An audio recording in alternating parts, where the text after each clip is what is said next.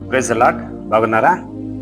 మరి నేటి దినము అనుదినాహారముగా దావీదు రాసిన కీర్తనల గ్రంథం 130వ అధ్యాయము 1వ వచనం చదివి దేవుని యొక్క వాక్యాన్ని ధ్యానిద్దాం.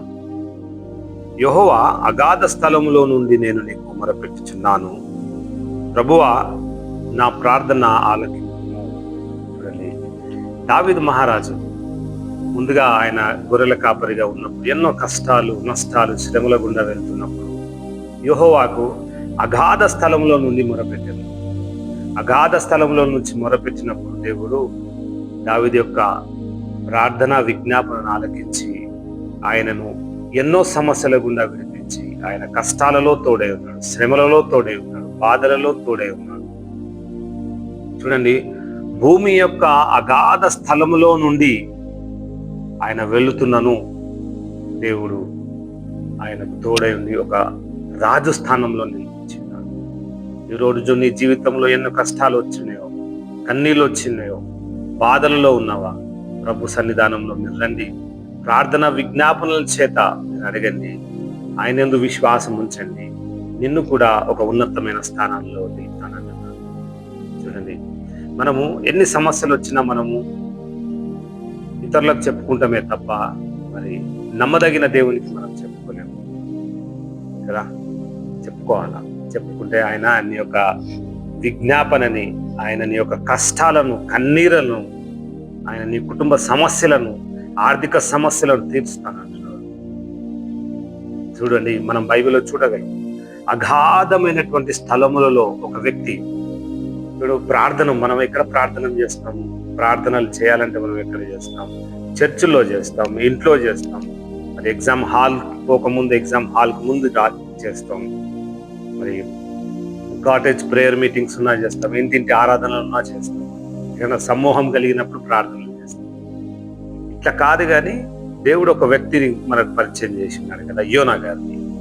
ఆయనను నినివే పట్టణానికి వెళ్ళమంటే దేవుని యొక్క ఆజ్ఞలను వ్యతిరేకిస్తూ ఆయన తార్షీష్ మాత్రం మార్గంలో వెళ్తున్నప్పుడు పడవలో తుఫానులు, అలలు ఎగిసి పడుతున్న సమయంలో అక్కడ ఉన్నవారు ఆయనని సముద్రంలో తోయడం, అక్కడ ఉన్న పెద్ద చేప, సముద్రంలో ఉన్న చేప యోనాని మింగేయడం. ఇక్కడ చూడండి, యోనా గారు అగాధ స్థలములలో ఉంటూ ఎవరికి మొరపెట్టుకున్నారు? యేసయ్యకు మొరపెట్టుకున్నారు. ఆయన చాప కడుపులో చూసినట్లయితే మృతతుల్యమైనటువంటి స్థలంలో నుంచి షీలోన్ అనే ప్రాంతం, దాన్ని ఆ విధంగా పిలుస్తాం, మృతుల ఏమంటాం వాటిని, మృతుల లోకం అన్నట్టు. ఈ మృతుల లోకంలో నుంచి మొరపెట్టుకుంటున్నాడు, యేసయ్యా నేను అగాధ స్థలములలో ఉన్న నా ప్రార్థన విజ్ఞాపనను ఆలకించవా, నన్ను కాపాడవాను. అగాధ లోయలలో, కష్టములలో, మృతుల లోకంలో కొట్టుమిట్టాడుతుండగా దేవుడు చాపకు ఆజ్ఞయించినప్పుడు అట్లాంటి కష్టంలో నుంచి దేవుడు యోనాన్ని తప్పించినాడు.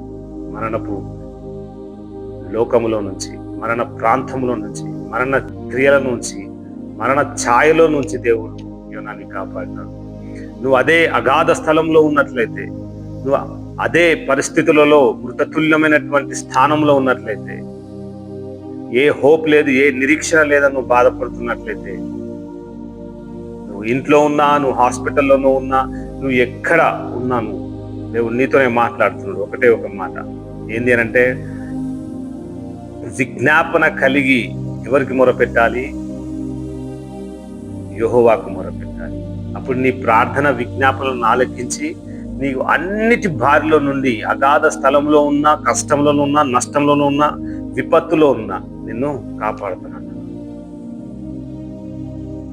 చూడండి, ఈ వాక్యం వింటుండగా ఈరోజు నీ ఎన్ని కష్టాలు వచ్చినను, ఎన్ని బాధలు వచ్చినను, నువ్వు అగాధ స్థలములలో ఉన్నను, నువ్వు మరణ ఛాయలో ఉన్నను, నిన్ను కాపాడటకు సమర్థుడైనటువంటి దేవుని దగ్గర నువ్వు విజ్ఞాపన కలిగి ఉంటే నీ మంచి ఆరోగ్యమును, నీ కుటుంబ ఆరోగ్యమును, నీ సమస్యలను అన్నిటినీ విడిపిస్తాను.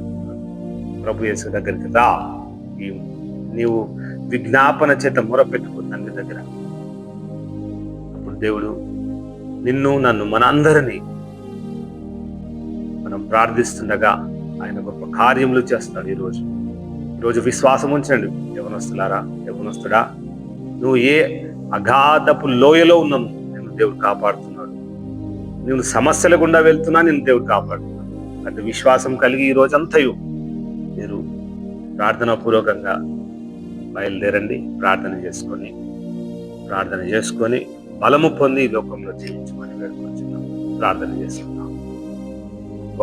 యేసయ్యా నీకే స్తోత్రం. మేమందరం అగాధ స్థలములలో ఉన్నను నాయన, మా మొర ఆలకించి మమ్మల్ని కాపాడుతూ వచ్చిన దైవమా నీకే స్తోత్రం తండ్రి.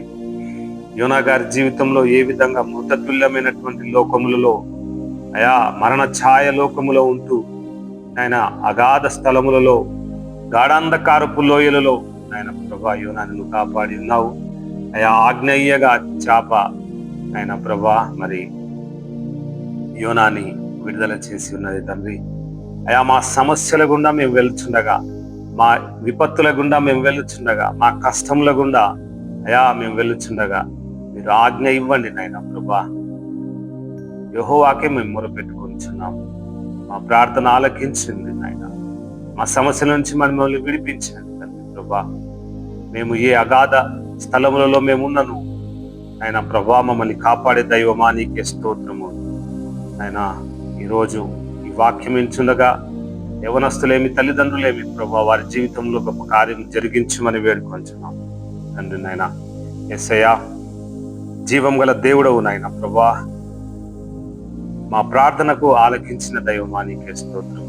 ఈ రోజంతా నీ సాక్షి బిడ్డలుగా మమ్మల్ని నడిపించమని, ఈ లోకయాత్రలో మేము ఉంచుండగా నిత్యము అయా నీ మీదనే ప్రభా ఆనుకొని జీవించే కృపను మా అందరికి దయచేయమని నజరేయుడైన నమ్మదగిన యేసు నామమున వేడుకొంచున్నాం తండ్రి. ఆమేన్. Praise the lord.